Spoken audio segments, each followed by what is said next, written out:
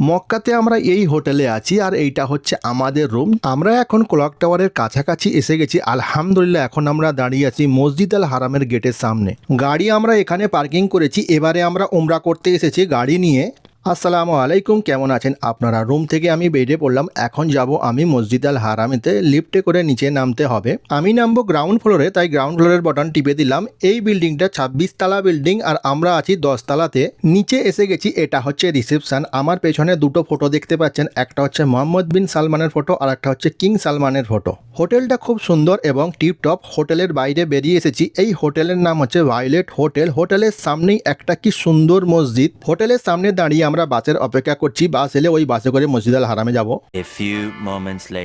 আলহামদুলিল্লাহ বাস এসে গেছে। আমি বাসে বসে পড়েছি। এটা হচ্ছে হোটেলের বাস। এই বাসে করে হোটেল থেকে যতবার পারেন মসজিদ আল হারামে যেতে পারেন আর মসজিদ আল হারাম থেকে যতবার পারেন হোটেলে আসতে পারেন। এর জন্য কোনো এক্সট্রা পে করতে হবে না। এই বাস প্রতি আধ ঘন্টা ছাড়া যায়। রিসেপশন থেকে তার টাইম টেবিলটা আপনারা জেনে নেবেন। গতকাল রাত্রিরে আমরা মেকাইতে আসি। এখানে এসে গোসল করে এহরাম পরে মসজিদে গিয়ে 2 রাকাত নামাজ পড়ি। নামাজ পড়ার পরে তারপরে আমরা গাড়ি নিয়ে রওনা দিই মসজিদ আল হারামে যাওয়ার জন্য। মেকাইত থেকে মসজিদ আল হারামে যেতে 1 ঘন্টার মতো টাইম লাগে। হোটেলে সামানপত্র রেখে হোটেলের বাসে করেই রওনা দিলাম মসজিদ আল হারামে যাওয়ার জন্য। হোটেল থেকে যাওয়ার পথে এই মসজিদটা পড়বে। এই মসজিদের নাম হচ্ছে মসজিদ আল রাজি। আলহামদুলিল্লাহ মসজিদ আল হারামে এসে গেছি। কাবা শরীফ আপনাদের নজরে পড়লে বলবেন বিসমিল্লাহ আল্লাহু আকবার। আলহামদুলিল্লাহ একদম আছি কাবা শরীফের সামনে। এখনই ফজরের আজান হবে ইনশাআল্লাহ। আশহাদু আল্লা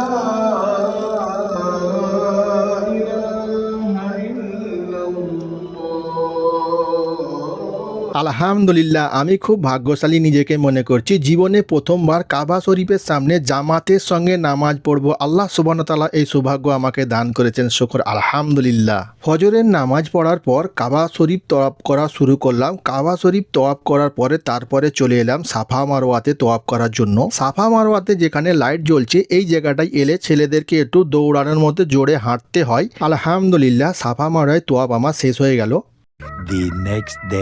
গতকাল এইভাবে আমি উমরা করেছিলাম। পরের দিনে আবার যাচ্ছি মসজিদ আল হারামে এসার নামাজ পড়ার জন্য। এর আগে আমি বাসে করে উমরা করতে এসেছিলাম। এবার গাড়ি নিয়ে আসার কারণ হচ্ছে ম্যাডামরা উমরা করতে এসেছেন, ওনাদের সঙ্গে আমিও উমরা করে নিলাম। আলহামদুলিল্লাহ ক্লক টাওয়ারের একদম কাছাকাছি এসে গেছি। জুম করে আপনাদেরকে দেখাচ্ছি। দেখুন মাশাআল্লাহ কি সুন্দর দৃশ্য। দেখুন দু সাইডে কত বড় বড় হোটেল আর হোটেলের নিচেই সব মার্কেট। এই মার্কেটের ভিতর দিয়ে আমরা একদম চলে যাব ক্লক টাওয়ারের কাছেই।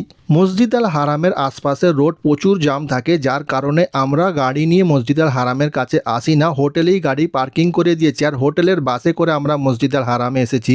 ক্লক টাওয়ারের কাছাকাছি বাস আমাদেরকে নামিয়েছে আর ওইখান থেকে নিয়ে বাস পাওয়া যাবে হোটেলে যাওয়ার জন্য। এখন এখান থেকে হেঁটে আমরা চলে যাব মসজিদ আল হারামের দিকে। এখন আমি দাঁড়িয়ে আছি মসজিদ আল হারামের গেটের একদম সামনে। এখন এশার নামাজের ওয়াক্ত হয়ে গেছে। এই গেট দিয়ে ভিতরে চলে যাব, ওখানে গিয়েই এশার নামাজ পড়বো। আমি এখন আছি মসজিদ আল হারামের ফার্স্ট ফ্লোরে। এখান থেকে আপনাদেরকে কাবা শরীফের জিয়ারত করাবো। এই দেখুন কাবা শরীফ দেখা যাচ্ছে। বিসমিল্লাহ আল্লাহু আকবার। যাদের হাঁটার সমস্যা তারা হুইল চেয়ারে এইভাবে উপরে তওয়াফ করবে। মাশাআল্লাহ এত হাজি উপর থেকে কাবা শরীফের দিদার করছে। এশার নামাজ পড়ে কিছুক্ষণ বসেছিলাম, তারপরে আমি বেরিয়ে পড়লাম হোটেলে যাওয়ার জন্য। হোটেলের বাস আমাদেরকে এখানেই নামিয়েছিল আর এখান থেকে নিয়ে বাস ছাড়বে হোটেলে যাওয়ার জন্য। আমি বাসের অপেক্ষা করছি। বাস এলেই বাসে করে আমি চলে যাব হোটেলেতে। আমি হোটেলে চলে এসেছি আর দাঁড়িয়ে আছি আমাদের রুমের সামনে। এটা হচ্ছে আমাদের রুম, ওদিকে ম্যাডামদের রুম। আমাদের রুমে তালা দেয়া।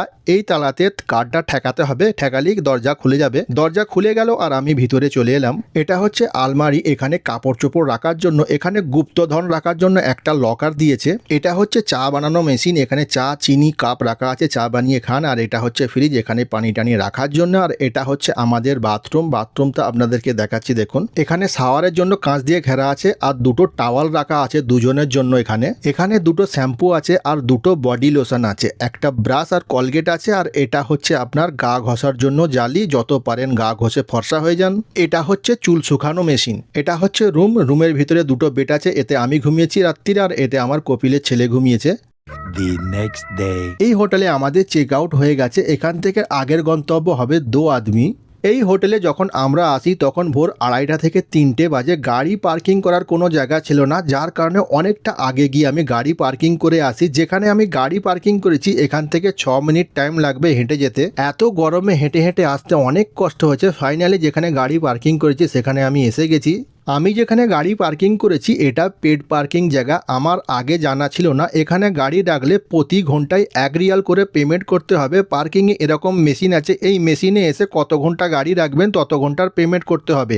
পেমেন্ট না করে গাড়ি পার্কিং করে চলে গেলে সিকিউরিটি এসে গাড়িতে এরকম একটা বিল দিয়ে যাবে, সেই বিলে 200 রিয়াল ফাইন থাকবে, সেই ফাইনটা ভরতে হবে। পেড পার্কিংয়ের সম্বন্ধে আমার জানা ছিল না, নেক্সট বার এরকম ভুল হবে না।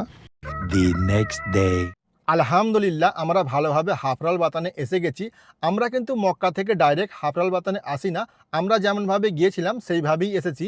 আমরা হাফরাল বাতান থেকে প্রথমে যাই দোয়াদমিতে একদিন স্টে করি।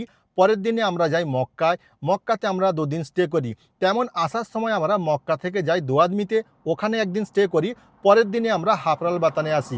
আমাদের টোটাল 5 দিন জার্নি ছিল। মক্কা থেকে কিন্তু আমরা মদিনায় যাই না, সৌদিরা বেশিরভাগ মক্কা থেকে চলে আসে, মদিনাতে যায় না। বাসে করে যদি আপনারা উমরা করতে যান তাহলে কিন্তু মক্কার পরে মদিনাতে নিয়ে যাবে। আমরা নিজের গাড়ি নিয়েই ফার্স্ট টাইম গিয়েছিলাম। এর আগে আমি যতবার উমরা করতে গিয়েছি বাসে করেই গিয়েছিলাম, এই ফার্স্ট টাইম আমি গাড়ি নিয়ে গিয়েছিলাম। তার কারণ হচ্ছে কপিলের ফ্যামিলি পুরো উমরা করতে গিয়েছিল, তার সঙ্গে আমি নিজেও উমরা করলাম। আলহামদুলিল্লাহ এই সফর আমাদের ভালো গেছে, রাস্তাতে কোনো ধরনের অসুবিধা হয়নি। আপনারাও যদি নিজেদের প্রাইভেট গাড়ি নিয়ে উমরা করতে যেতে চান তাহলে যেতে পারেন, কোনো অসুবিধা নাই। আপনারা চেষ্টা করবেন মসজিদ আল হারামের একটু দূরে হোটেল নেবার, তাহলে কিন্তু আপনাদের ভালো হবে। হোটেলেতে আপনারা নিজেদের গাড়ি পার্কিং করে দেবেন। প্রতি হোটেলের বাস সেবা থাকে, হোটেলের বাসে করেই আপনারা মসজিদ আল হারামে ওখানে যাবেন, আর ওই বাসে করেই আপনারা মসজিদ আল হারাম থেকে হোটেলে আসবেন। ভিডিওটাকে বেশি বেশি করে শেয়ার করবেন। চ্যানেলে যদি নতুন হন সাবস্ক্রাইব করে নোটিফিকেশানকে অল করে দেবেন। আবার দেখা হবে নেক্সট ভিডিওতে ইনশাল্লাহ। আপনারা ভালো থাকবেন, নিজেদের যত্ন রাখবেন।